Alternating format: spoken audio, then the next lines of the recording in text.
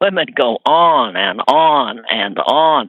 Our level of sexuality is so, hate to make you feel badly, but we're way beyond what you guys are doing.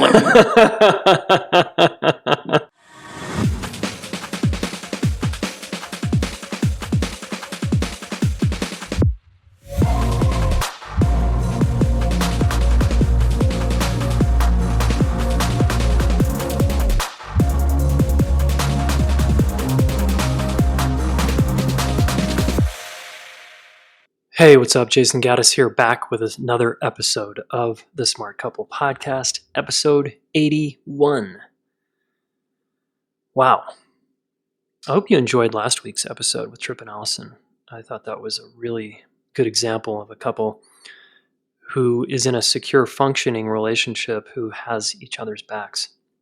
So go back and listen to episode 80 if you missed it. All right. If you're new, welcome. This podcast is about having kick-ass, deep, fulfilling relationships, specifically with one person over time. And the cost of not learning how, and what it really takes to get a super inspiring relationship. And the bottom line message there is it takes some work. You got to roll up your sleeves and put some effort in. Like anything in life, you get out of it what you put into it. All right? And it requires both people roll up their sleeves and deal.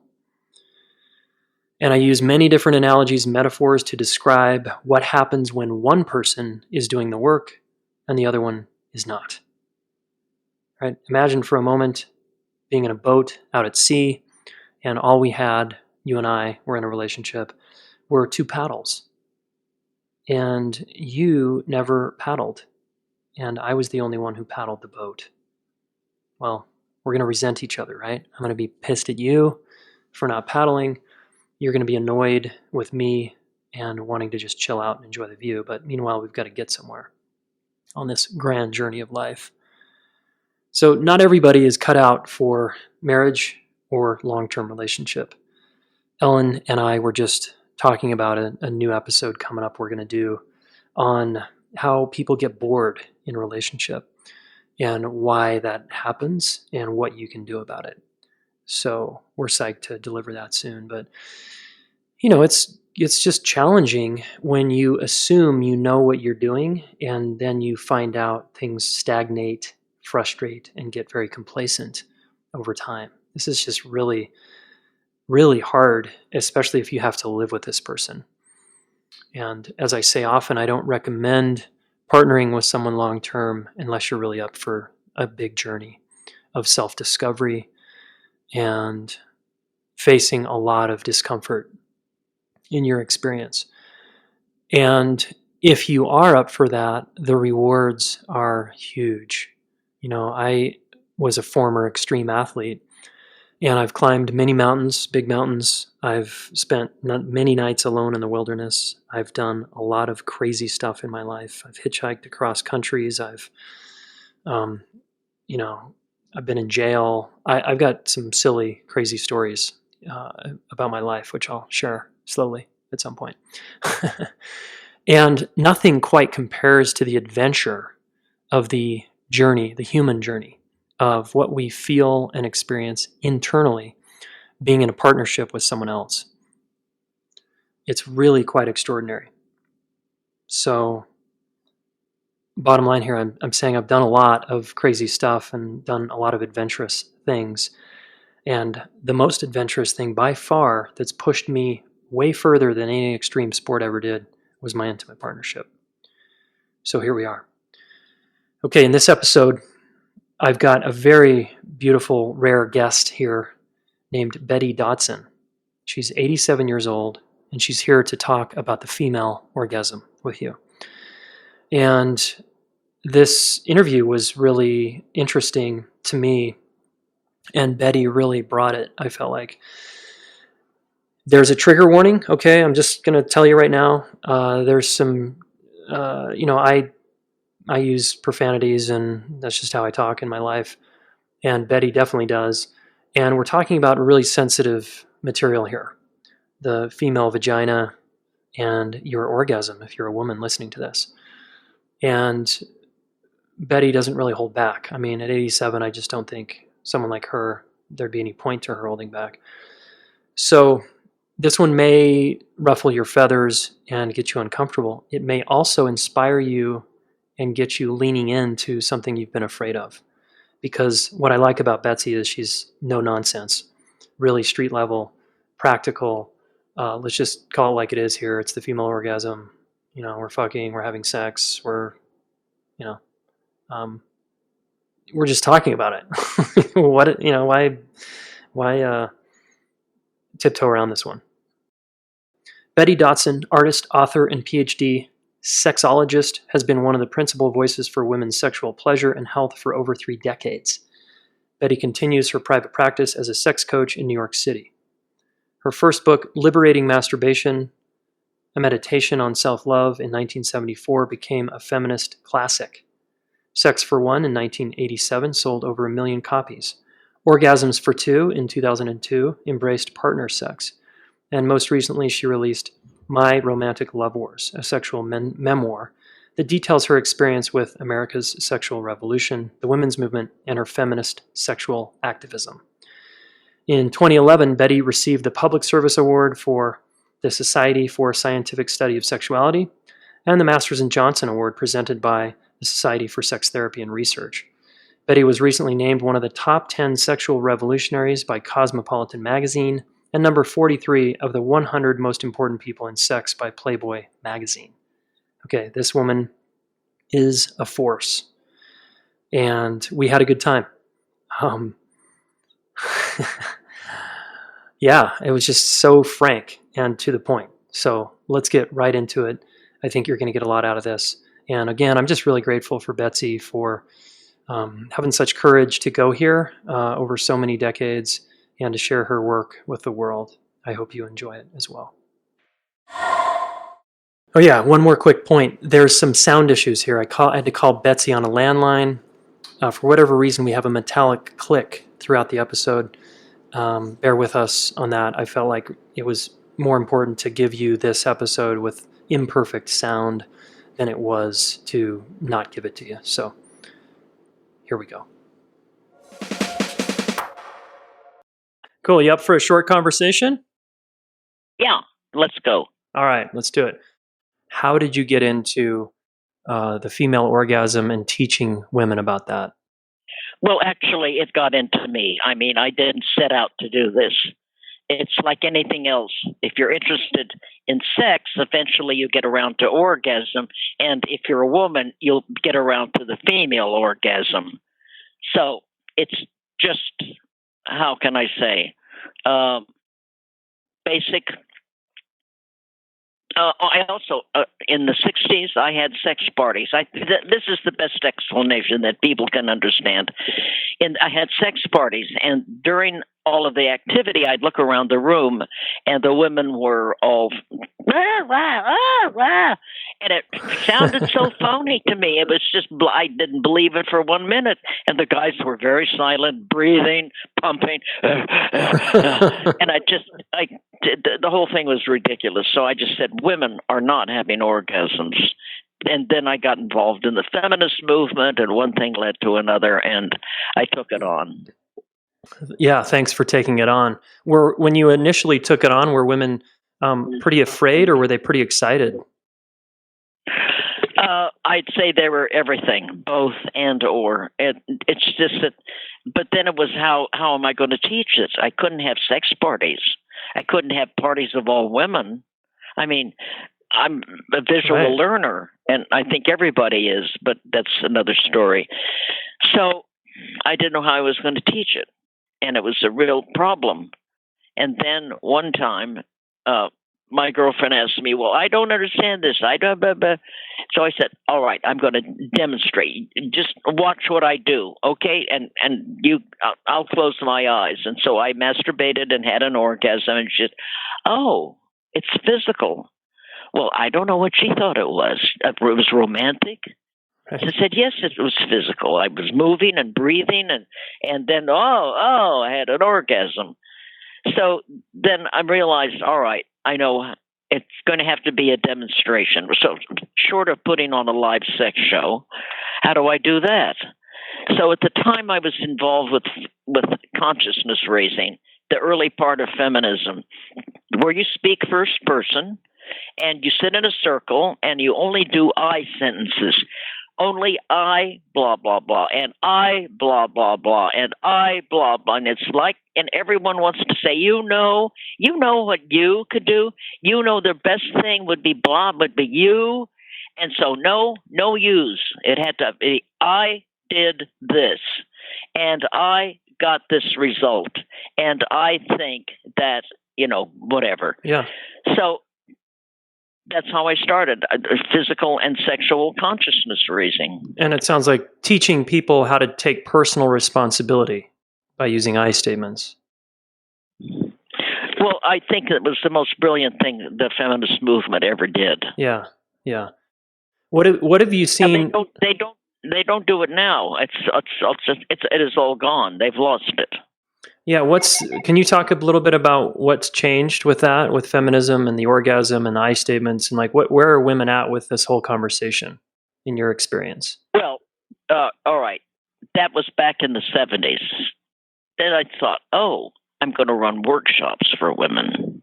That's the way to teach. And so I am doing body sex groups. Body sex, one word. Capital B, ODYSEX groups. So the body sex groups are still going on. 25, 30 years later? I don't know how long it's been, but it's become part of my life. I'm running these groups. And then Carlin came on board, my wonderful partner. Yep. And we decided that, this is too good not to share, so let's certify women to run these groups. So now we have, I don't know how many, umpteen women in so many countries who are running body sex groups all over let me see if I can pull up. I don't have a memory. What does a body sex group do? What do you do in the group? So if women are interested, what are they going to learn? All right, I just found it here. I made a note. We're now has certified 10 women running body sex in 6 countries, and there's 24 in process. Wow. And the groups are transformational. So I'm sure. I had a fantasy. And the fantasy was, I'm going to have an army of orgasmic women to go out all over the world and run these groups. And it was a fantasy, but you put a couple of orgasms behind it, you'd be surprised. Yeah, and it took off. Well, so in a group, we between 10 and 13 women get together. Okay. They're in my living room. We're sitting in a circle with back jacks, and first of all, we go around the circle, and I go first. I'm the general, and the general always leads the troops. And I share how I feel about my body and my orgasms, first person. Mm-hmm. Then the next person goes, and then the next, and the next, and the next, and so on. So after we've gone around the circle, we have an idea who's there, and we've bonded. We've definitely. I mean, we all have the same problem. Yeah. Or problems. And then at the end of the first day, we do genital show and tell, which absolutely solidifies a bonding of women. Absolutely. Where we look at each other. A woman comes and sits next to me, and we look in the same mirror, and we look at her vulva, and she says what she thinks is wrong with it, and we tell her how beautiful it is, and then she names it and claims it, and next, and then we go around the group. Yeah. And after that, everybody is everybody's best friend. Trust me. I'm sure that level of vulnerability is very bonding. It is. It's incredible, and we're all so relieved that we're normal. We're all beautiful. No, that's fine. And so on and so forth. Yeah. Okay, and part of the purpose of the body sex group, it's not so much about orgasm. It sounds like it's about getting okay with your body and how it is, or is it both? Or is it like it sounds? I'm sure it's multifaceted. That's the first day.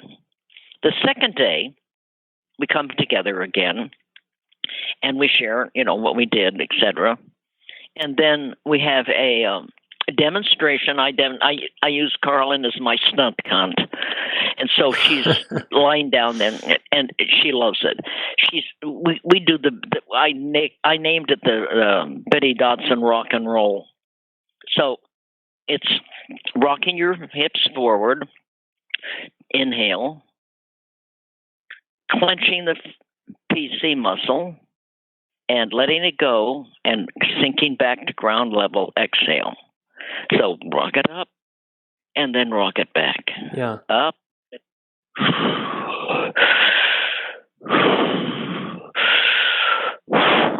There it is. It's so simple, and of course you're using the vibrator. Mm-hmm. And what types of women have so many different types of orgasms. What type of orgasm are you promoting? Like, is this the intro phase? Is like a clitoral orgasm? Is this a body? No, it's whatever you get. It's whatever you get. Then after we've demonstrated, then we have erotic recess, which is everybody goes into their own body and into their own space, and they masturbate. And most everybody has an orgasm. I would say many more than an orgasm. Most of the women have quite a few orgasms. And it's like you're having sex with yourself in a group. In other words, honey, it's a girl's circle jerk. Okay. And why is this so important for women to do this kind of work? Well, think a minute. Why wouldn't it be? I mean, I'm just asking, sort of like, I can take definitely my guesses. It sounds incredibly empowering, and get over my shame, and I get in my body again, and I claim that I can have an orgasm, and I know how to pleasure myself. And that's all really, really valuable. And I'm guessing your participants walk away with more than that. You did it better than I could have. Okay.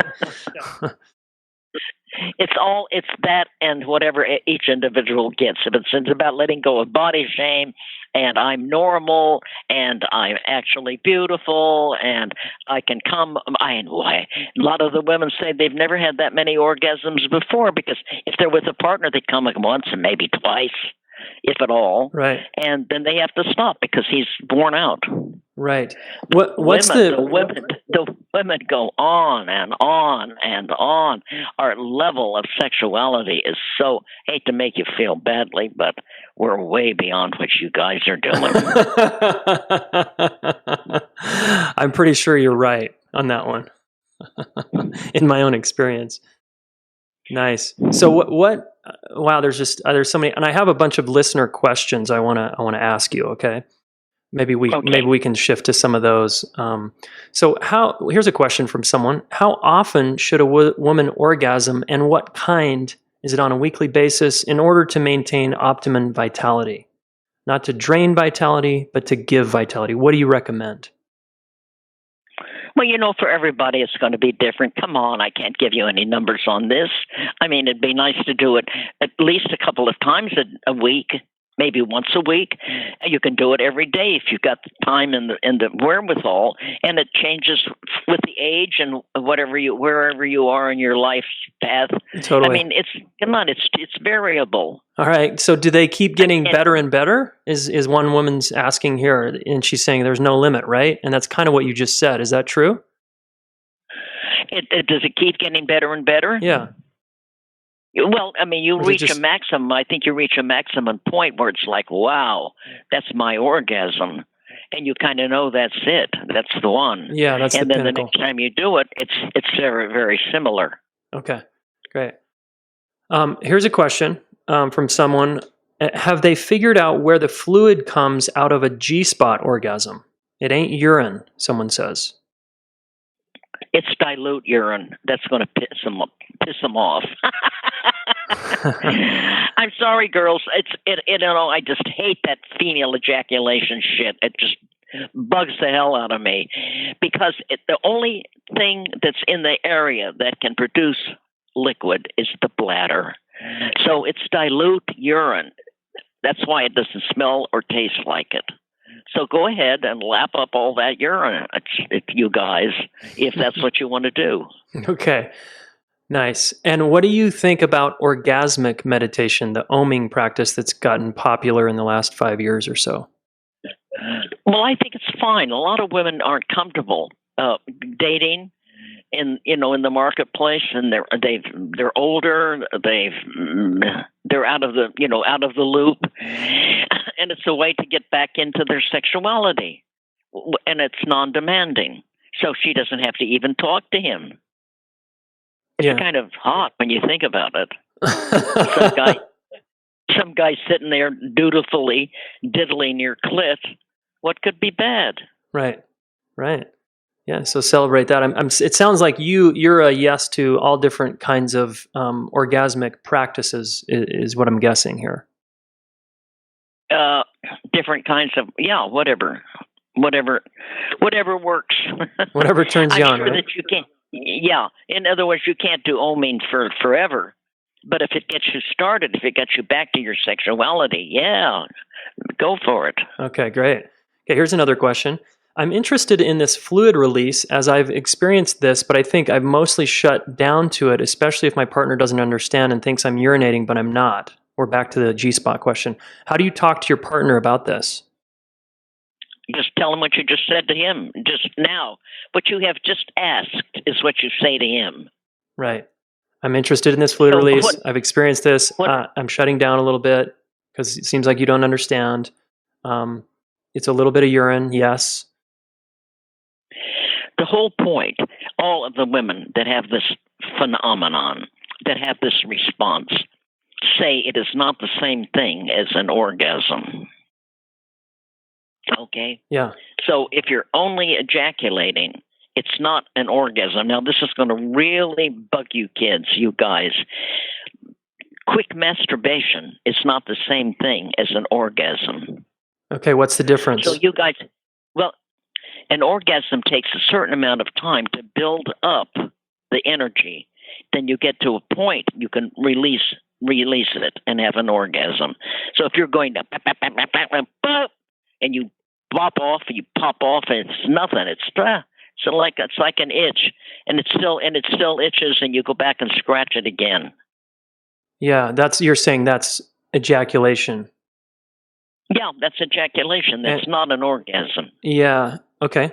And do you recommend women ejaculate and learn how to do that? And that's also helpful? No. Okay, you don't want. I'm a triple Virgo. I couldn't stand that kind of mess. They all you put down the blankets and they put down the baby's blankets and you put down the puppy pee-wee bed, and guess who does the laundry? She does. Right.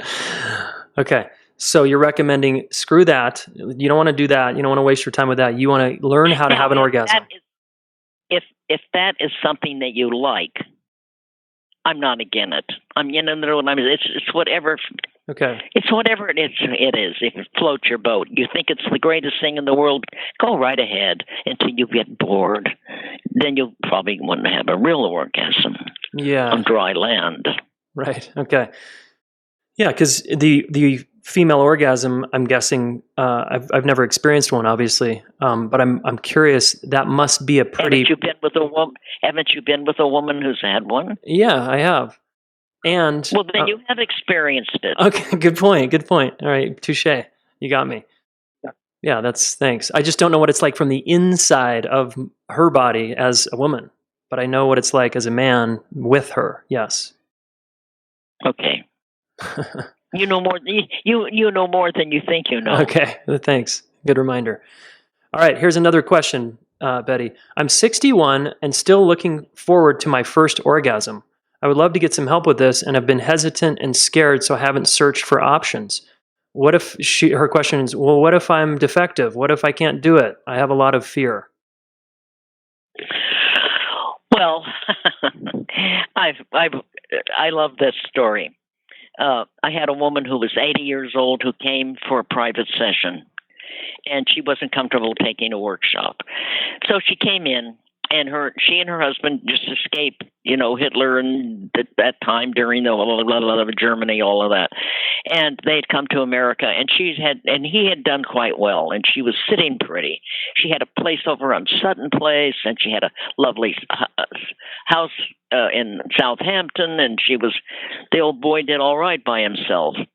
So we're working together for a couple of hours, and so I have a routine that I go through, and she's on the table, and she's using different vibrators, and she's using the magic wand, and lo and behold, pow, she has an orgasm. Now, how do I know? I can tell by the way her body is moving, by her breathing. There are a lot of signals. Now, you can fake it, but you have to have had one to be able to fake it. You get what I mean? Yep. So a lot of women say I'd fake one for him, but I don't know what it's like. So she had an orgasm, and I said, well, there you are. You had an orgasm. And she looked at me and she said, well, why do they make such a big deal out of it? And my answer was, the reason it's a big deal is because you don't know, unless you've had one, what you're missing. So you've got to have one to know. And then you can say, I'll have another one, or I won't have any more. Right. You have a choice. Yeah, I love that. Thanks for that story. Okay, here's another question, Betty. How does the concept of safety factor into female orgasm? What kinds of orgasms occur at different levels of the nervous system kind of getting activated and feeling safe? What can support a woman into resting more into the safety of her nervous system? Oh, wait a minute. Back up and do that again. Okay.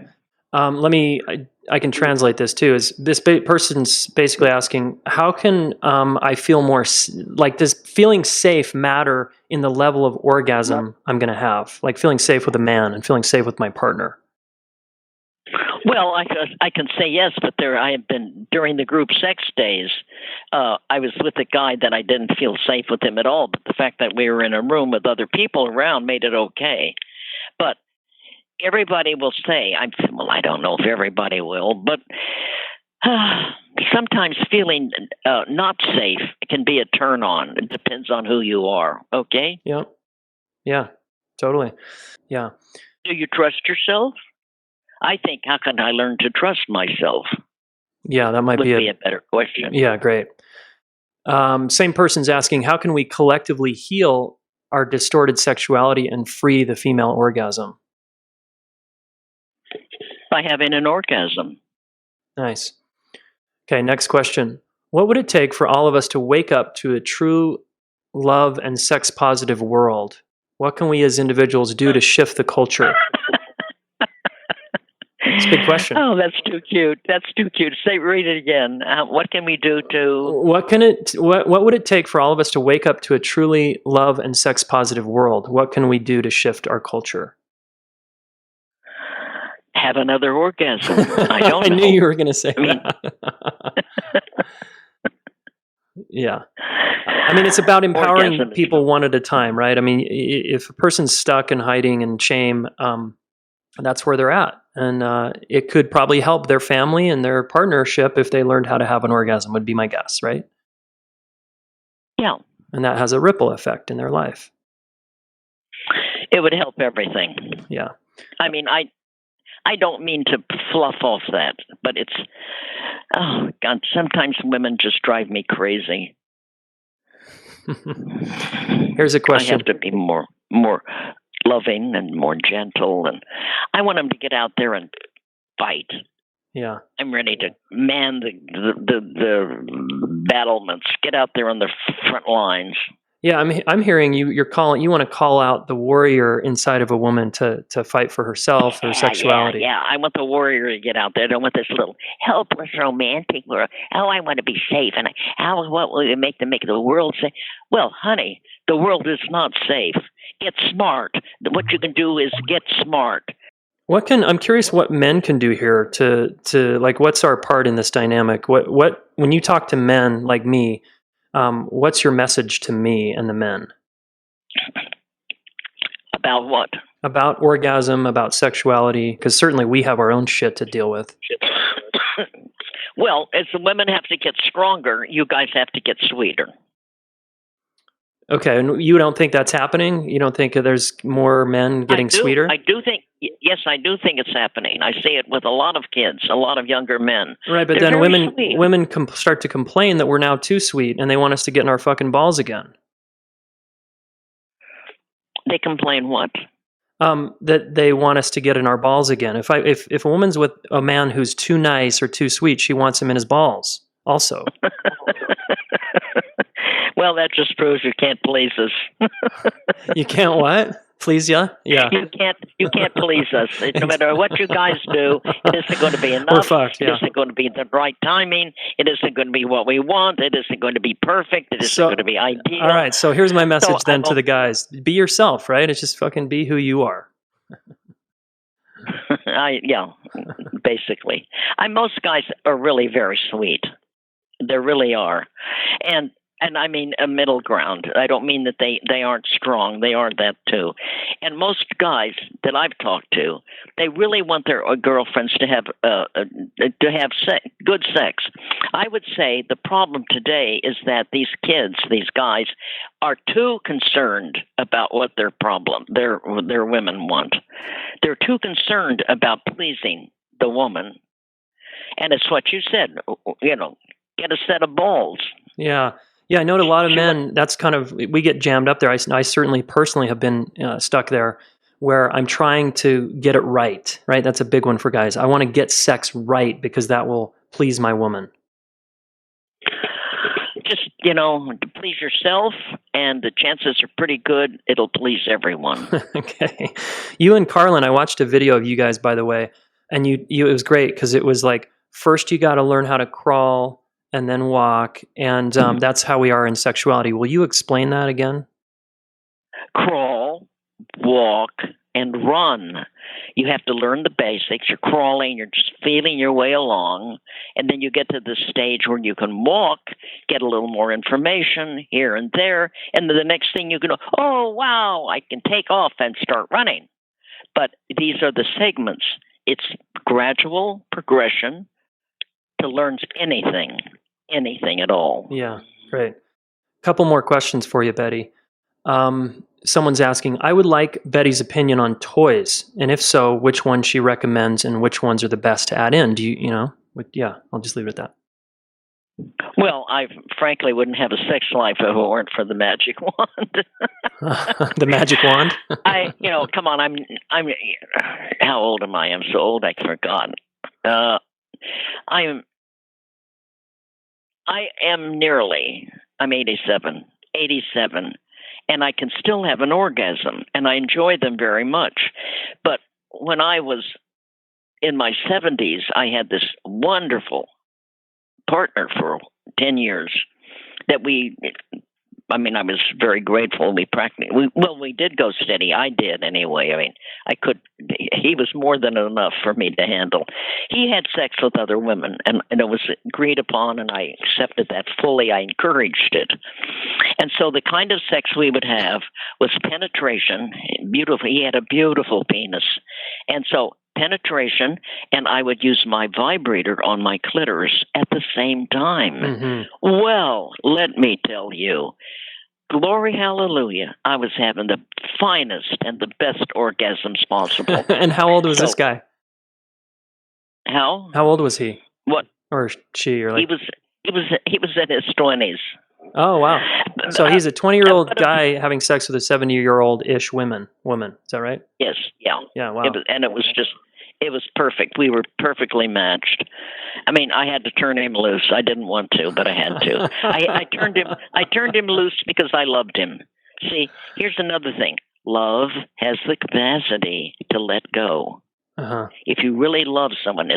So it got to be at a point where it's like, oh, this is like my son, my baby boy. And now he's grown up. He's got to leave. He's got to leave the nest. Yeah. So I pushed him out, cried for a week, got over it, and carried on with my life. Now, you also have said that you don't like monogamy. You're not a big fan of monogamy. Well, here, now, let me say it this way. Okay. I think it causes so many problems. But if that's what you want, well, obviously you can have it if you can have an agreement with the other person to do the same thing. What we have is the women are monogamous and the men can fool around from time to time. Basically, that is what is happening. Uh-huh.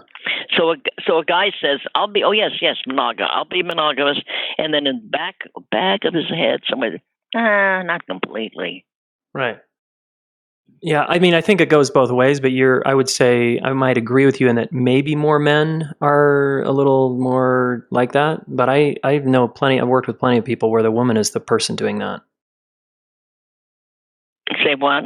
I didn't get that. I'm just saying I've worked with plenty of couples where the woman was the one having an affair or leaking energy or having sex with someone else or whatever. So I think it goes both ways.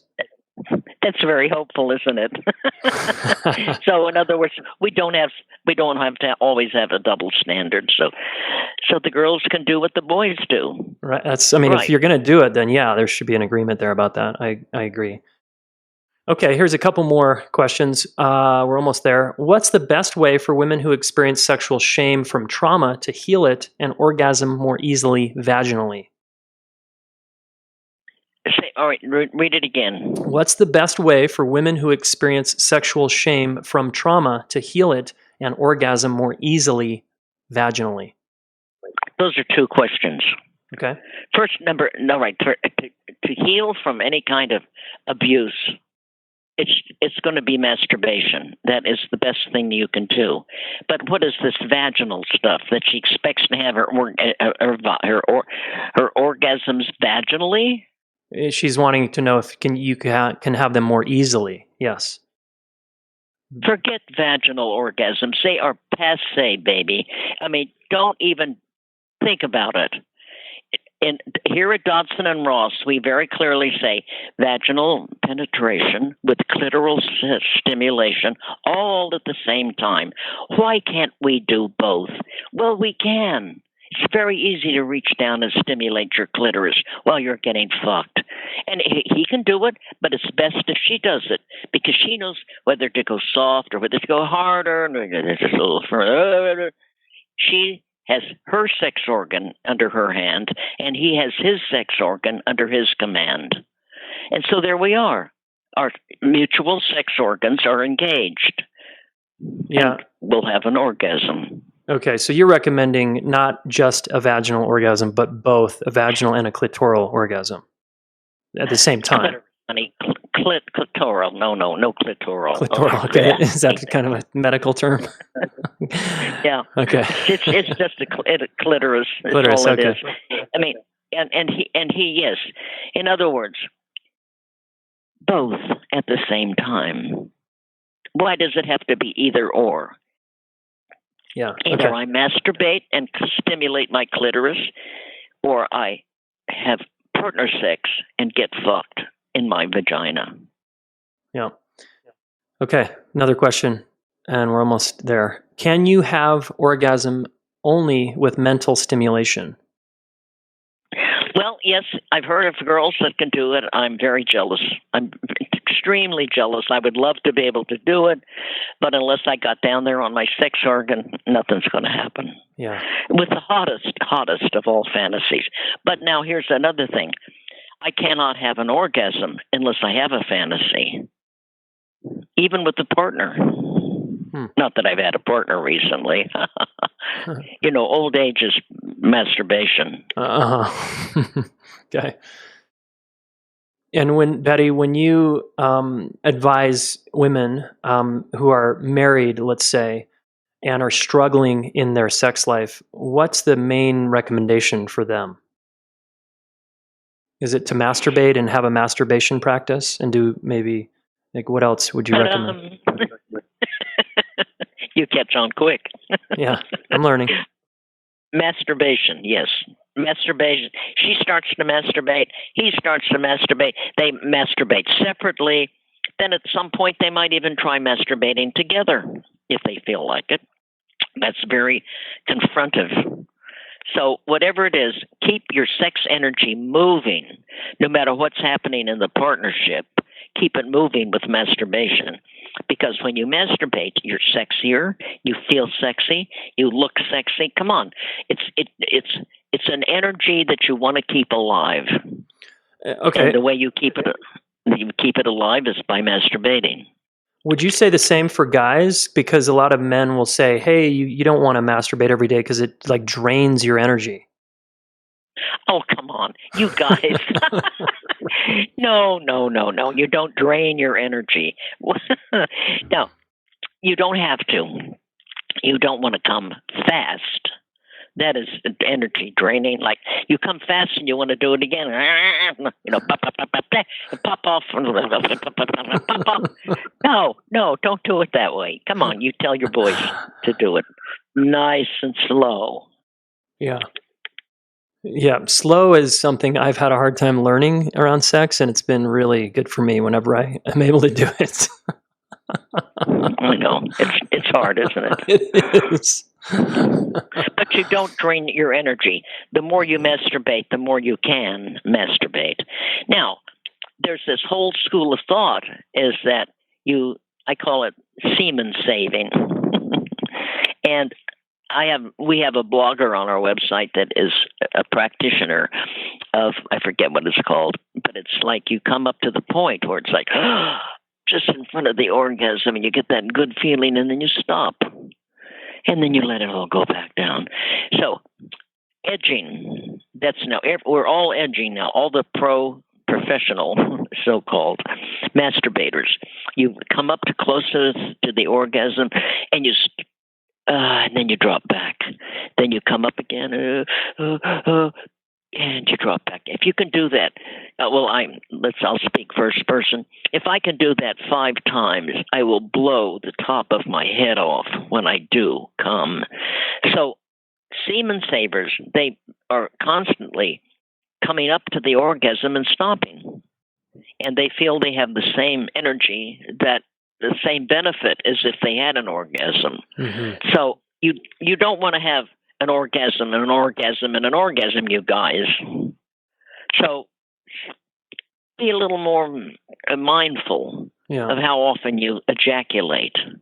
But you can play with your little Peter as much as you want.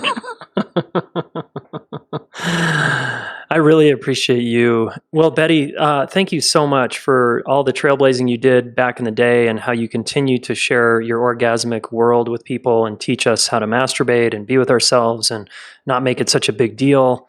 Thank you very much. You're just a real treat to learn from right now, and I'm just appreciating you. Thanks. Thank you very much for all of those sweet compliments, darling, really. And I love what you're doing. And I think that more and more people will be doing this and sharing the good news. It's just all good news. Yeah, totally. Cool. Well, thank you again and have a wonderful evening. Okay, you too, honey. Okay, bye-bye. Bye. Wow, that was a lot, right? Edgy, intense, maybe confronting, maybe a little triggering at times, maybe exciting and informative. For more on Betty, go to dodsonandross.com. That's DODSON and spelled out Ross.com. She works with, looks like a business partner, a younger woman named Carlin Ross, who I also tried to get on the show with Betty, but she couldn't do it. So check out their site. I mean, it's loaded with videos and resources and on the clitoris and how to enhance your orgasms, how to have an orgasm during sex, bisexuality, body sex, sex features. They have all kinds of extremely informative information. Okay. So that's your first step, is to go check out their gear, their website, their tools, and their teachings. If I was a woman and I wanted to understand my orgasms better, this would be one of my top sites I would have to check it out. Okay. That'd be digging in and researching a lot. Okay. That's step 1. Step 2 is In the Smart Couple Podcast, episode 17, I interviewed Christiane and Ren. Actually, I didn't interview them. I had them record an episode answering women's sexuality questions because I'm probably not the guy to answer those questions. I could take a stab at a few things, but overall, that's not my area of expertise. I'm very much a student here and have so much to learn. So go check out that episode 17, jasongaddis.com/podcast17 will take you right there. At the end of that episode, we also mentioned a resource for women sexuality. And it's a powerful sexual practice that Ren and Christiane do with women and suggest women do with themselves. And you can download that if you go to jasongaddis.com/WS. jasongaddis.com/WS. That stands for women's sexuality. And I'm sure Ren and Christiane would appreciate any feedback you have for them on that resource. Okay. And then finally, your action step that I want to suggest lightly here, of course, I'm a dude and you're probably not wanting to learn this exactly from me, but my suggestion would be that you have a very honest conversation about orgasm with your partner, if you're partnered. And if you're not partnered and you're single, then you have it with a close friend, male or female. Perhaps you start with a female friend. And you just get really honest about, I'm not having orgasms. I've never had one. I have orgasms all the time, but I've never had a vaginal orgasm. I can only have vaginal orgasms and I can't stimulate myself in my clitoris. Like whatever your thing is, have a vulnerable, real, honest conversation with a close girlfriend, a close guy friend, or your partner, okay? And just go there. Remember, when we're not talking about our sexuality with our primary partner and our close friends, we are subordinating to the thick shame blanket that we somehow subscribe to in this culture. That it's not okay to talk about your shame around your sexuality or something like that. So, let's challenge that. Push back by being the person that has those conversations that are generative, right? Like the whole point of even having a conversation is you want to have the kind of orgasm that would feel good to you. All right. So please do that. And I hope this was helpful. I would love to hear your feedback. Was this helpful? Because I need to rely on my Smart Couple listeners to decide, we want this person back. We definitely don't want to hear from that person again, whoever it is. You can just send us an anonymous email if you want. Just send us an email at info@jasongaddis.com, okay? And give us your feedback. You can also leave feedback in the Smart Couple Facebook group. All right, folks. Have a beautiful rest of your morning, day, evening, and we'll talk real soon.